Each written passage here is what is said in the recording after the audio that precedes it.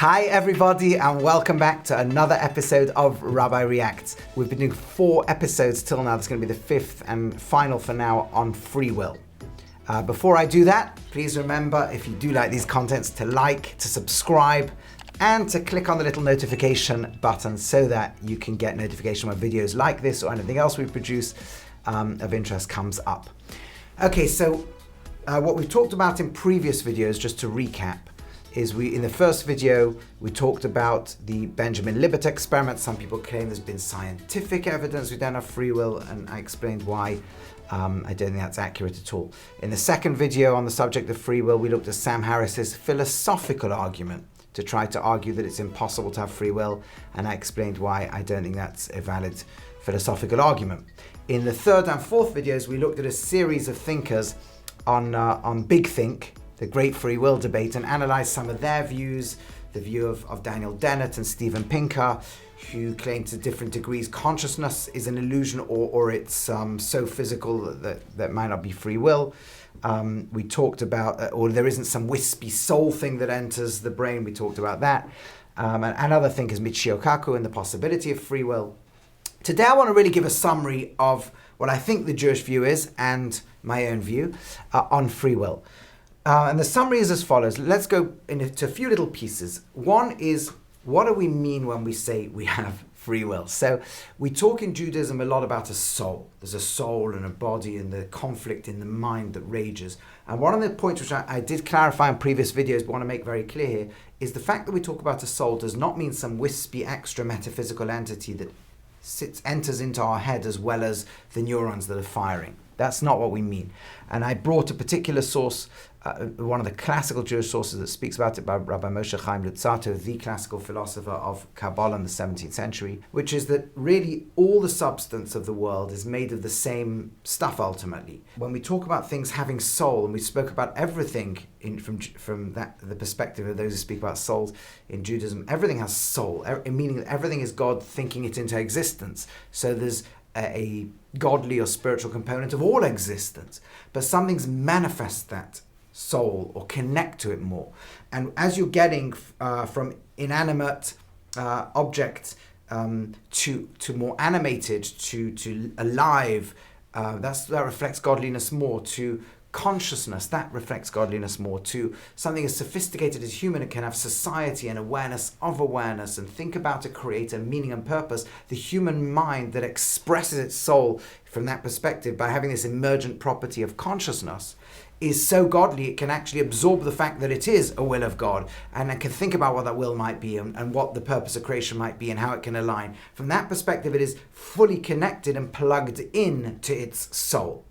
That's what we mean by that. And that level of higher awareness is what generates a very, very high level of free will.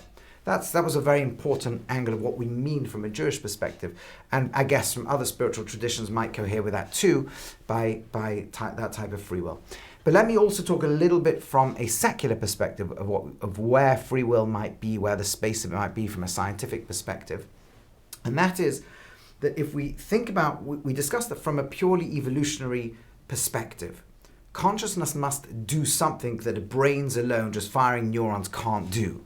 Otherwise, it wouldn't have first developed and then been doubled down upon and expanded and expanded and expanded through the development of animals and through humans and so on. There must be something that happens, decisions that can be made at a conscious level that wouldn't be as good if they were just made at the level of non-conscious behavior. And that's something already getting close to basically free will, or at least there's something consciousness is doing more than the sum of just the neurons firing, making decisions. And it seems that when we look at animals, they are much more limited in their free will behavior than humans are, a point Daniel Dennett made, I think elsewhere, not the clip that we showed, and others make it too. So that, for example, we start to see autonomous behavior. Conscious beings can kind of scan an environment, look at options, quickly make decisions that, machines could also make some of those decisions, but there seems to be something also added to conscious behavior, but not that much. And the brain sort of makes sure that this little consciousness it's kind of evolved or created doesn't get too autonomous and run away with itself by throwing emotions in, by sending fear and other things into the mind, into the consciousness to kind of control control it. So it kind of almost like sends, here's a decision, make it quickly, thank you, we get on with this. You're like a bit of a slave to us. We don't let you have much autonomy, Mr. Consciousness or Miss Consciousness or whatever consciousness you are. And then when it gets to the human, something strange happens. It's almost like we're doing with AI, where it might get away from us and develop the mind of its own. The human mind seems to have such a powerful ability that it can almost like override what the brain wants to do with it. And we see examples of this all the time. One classical example is the way we deal with fear. Fear is one of the best ways for the brain to control the decisions of the mind. And yet humans can kind of decide, hey, we don't like that. Fear emotion is a whole bunch of feelings, some which we like, some which we don't like. And the main thing we don't like is it tells us we're in danger. But we actually also like it as well. Imagine if we could construct a scenario where we can trick the brain into thinking it's in danger. And so we'll develop theme parks or watch horror movies. And we're basically, the brain is trying to control the mind by saying, oh, danger, boom, fires off fear. And the mind's really in control of the brain saying, thank you very much, we're enjoying this little tricking you into trying to scare us, and so on. So there's a lot of interplay between the level we call mind and the level we call a brain. And it seems the causation works in two different directions. The thesis of free will is that at some point, the mind has an ability to absorb all the things and make an actual decision. Not everything that the mind thinks it makes is that free. For example, when we decide between which ice cream we want for dinner, right? Steven Pinker's example. We're not that free in the sense that the mind may say, okay, let's absorb the information. But it's really gonna, if it's just two flavors of ice cream, let's say, each equally healthy, each costs the same, there's really only one decision, which do I like more? Go back to the memories, go trigger associations, think about the feelings. I like that feeling better than I like that feeling. There's not that much free will. I'm not even sure if we would call that free will at all, though it may be a consciously released decision. It's not really much free will. But once we start getting to areas where the brain doesn't give a decisive single answer, but gives lots of different answers, that's the sort of arena in which we would have free will. And that typically happens in things like moral considerations. This is good for me now, but it's bad for the environment. This is good for me now, but the consequence later on may not be good for me. So which do I go for? That's close to not quite in a moral decision, but I think the better decision, but the here and now decision are in conflict. So there's a here and now, sort of simple older brain, reptilian brain giving one answer. There's the kind of self-control answer. This will be better for my overall health, my overall well-being, which is one form of morality, my decision now to help me later on. And much more so when it gets to helping others. This is good for me, but this is good for them. And within those, that's where the free will arena really becomes powerful. Now, there's a beautiful analogy to the area of decisions we do have free will and the areas we don't, because obviously our nature and our nurture will control an enormous amount of decisions for us.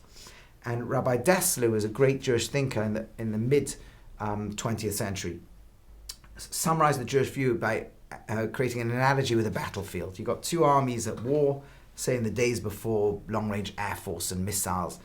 And as the war's raging around the battlefront, there'll be large parts of each country that are far away from the battlefield that hardly notice there's a war going on there, where they're too out of reach of the enemy being able to reach.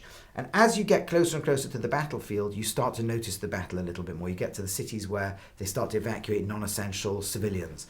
You get then really close to the front line where civilians are not even allowed to be there. Then you get right within sniper range. Nobody pops their helmet up there without, first putting a dump, without a loaded weapon, but the battlefield moves. So as you advance 5 kilometers, another 5 kilometers of your cities become safer. Another 5 kilometers of cities that were out of range move into range, and so on. It's a fluid battlefield. By analogy, if each of us begins life with a set of our genetics, the families we're brought up in, our nurturing, that will set up a battlefield for us. And the vast majority of even theoretically moral decisions, we won't have much free will over. Most people viewing this, one hopes, will not have a major battle today over whether they should kill an innocent person or not. Maybe one or two viewers, but hopefully the vast majority will never have that struggle. That's like your capital city is so far away from the front line. Theoretically, you've got a decision to make. In practice, you don't. There's no real conflict in the brain. Conversely, there may be values of ideals of what you'd love to do that are just so far away, the angelic levels of behavior, forget it. It's just in enemy territory. You have no way of reaching that. You don't even lose sleep over the fact that you're not going to do that. But then you get closer to the frontline arena, things where you feel, I'm going to make the right decision, I could hear it going wrong, or I'm going to make the wrong decision. One day I could aspire to make the right decision. And then you get to the actual battlefield itself, where today you could rage, you could go either way. And when we lose one battle, right, let's say, when I was a kid, there was a lot about smoking cigarettes. It was quite a cool thing for teenagers to do. So you'd go around the back of the school playground, smoke one cigarette, and you'd say, I'm not going to be addicted, I'm only going to smoke one. A few days later, you'd say, no, I'm only doing one a week. A few weeks later, you're doing one a day. A few weeks after that, you're doing one every break time. A few weeks after that, it's a packet. A few weeks after that, and the battlefield moved. At the time you said, I'm doing one, I don't need to take more than one a week, that was the only battle. Of course, it was ridiculous to think I'd be smoking a packet a day. That's crazy. The battlefield wasn't there. But as we lost that battle, and then the next battle, then all of a sudden, things we thought we'd never do become doable. The enemies move deep into our territory. And vice versa, if we start rolling back the other way, we start, for 1 hour a day, I won't say anything negative about anybody, or for 1 minute, or for 20 minutes a day, I won't say anything negative about people. Then that expands to 40 minutes, then that becomes an hour. We can start to move forward. So there's a point at which everything's poised and the brain doesn't give a clear decision and the free will operates and it can go either way.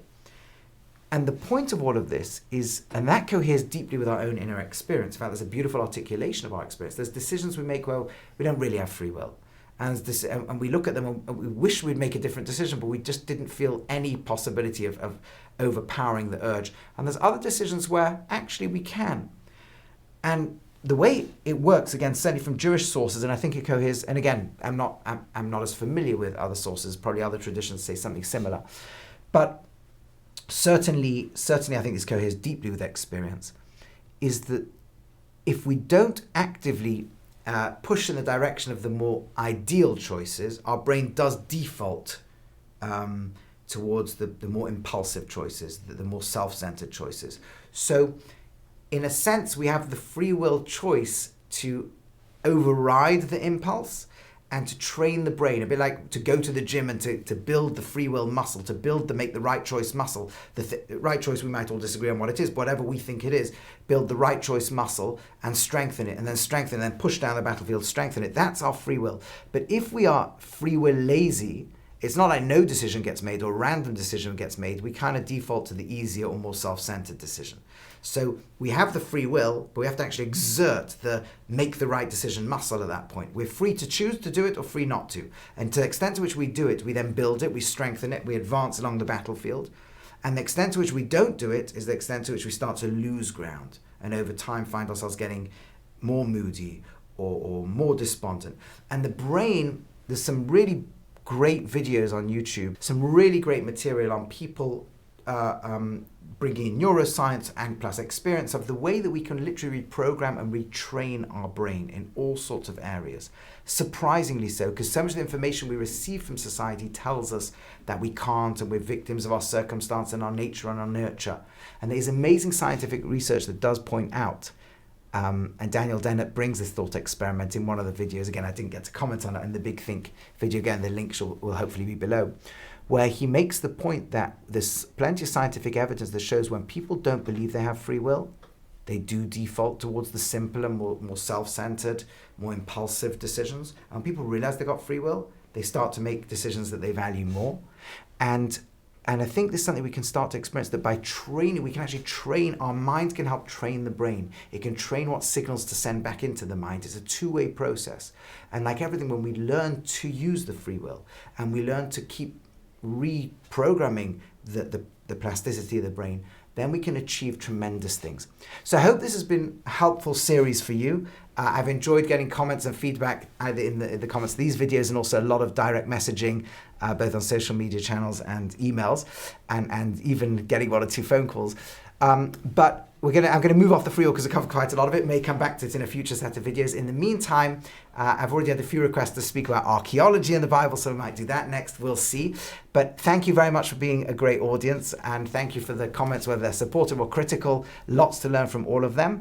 And I hope you've enjoyed it. I hope these have been helpful to you, and I hope that you like, subscribe, and click on the notification button, and that we see you in the next videos. Hi everyone, thanks so much for watching. If you enjoyed what you saw, please click on the like and subscribe and hit the notification button below. Thanks so much.